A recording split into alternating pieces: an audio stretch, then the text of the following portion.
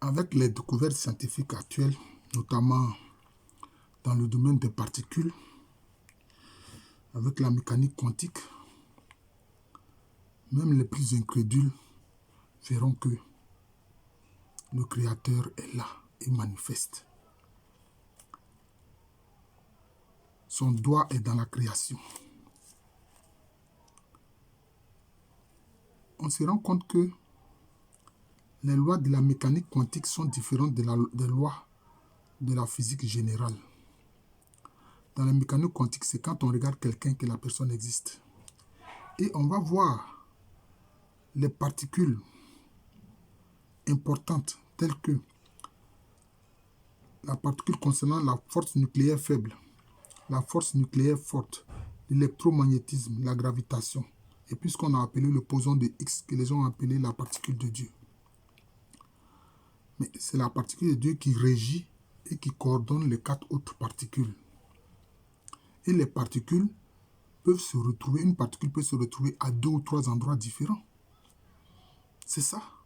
Et c'est ce que certains saints ont manifesté tellement proches de Dieu par la bilocation. Voilà, tel que Saint Antoine de Padoue, tel que plus proche de nous, Saint Padre Pio, etc. Donc les incrédules n'ont qu'à ravaler leur incrédulité. Et puis quand le Seigneur dit que quand nous allons mourir, il va nous ressusciter. Regardez dans le livre d'Ézéchiel, ces eaux desséchées qui étaient là, où le Seigneur les a reconstituées, il en a fait des personnes vivantes, des êtres humains vivants. Cela veut dire que dans les ossements, là, dans ce qui reste du corps, quand la chair est partie, il y a des éléments minuscules, il y a des particules qui témoignent encore de la présence de la personne. D'où ce qu'on voit dans le livre d'Ézéchiel à propos de ces ossements desséchés. Regardez par exemple, le 27 juin 2006, l'Institut Pasteur du CNRS confirme l'hypothèse de l'ADN immortel. Confirme l'hypothèse de l'ADN immortel. C'est-à-dire qu'il y a des éléments tellement petits dans l'ADN qui durent, je ne sais pas ce que je vais dire, mais c'est pratiquement éternel. Notamment, on voit ce qu'on peut faire avec les cellules souches, avec le fait que dans l'ADN, chacun a son code génétique, chacun a son code héréditaire et chacun est unique. Chacun est unique. C'est pour ça que le Seigneur dit, je t'appelle. Toi, il te désigne, je t'appelle.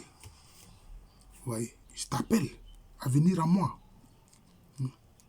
Et ça, l'ADN, on peut dire que c'est le plan de construction de l'être vivant. C'est le plan de construction de l'être vivant, de l'être humain. Vous voyez?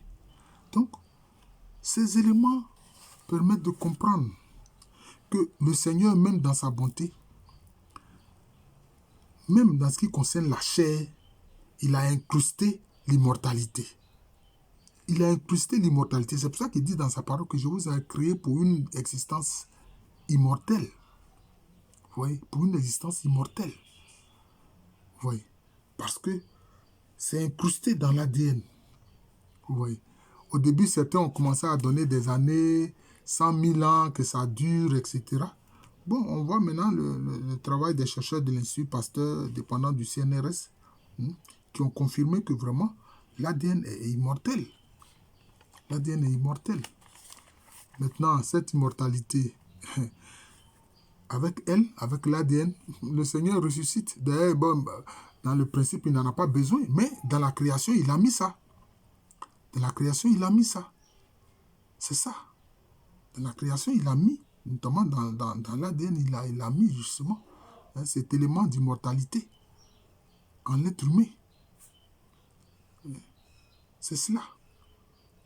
Donc, ceux qui font des spéculations encore sur les réseaux sociaux, dans des ouvrages, dans des documentaires, etc., ils n'ont qu'à se tenir tranquilles. Voilà. Comment vous pouvez avoir toutes ces lois-là et puis penser que c'est un hasard? Ça ne peut pas être un hasard. Derrière une loi, il y a un législateur. Derrière une loi, il y a un législateur. Ça, c'est une des conclusions à laquelle je suis parvenu.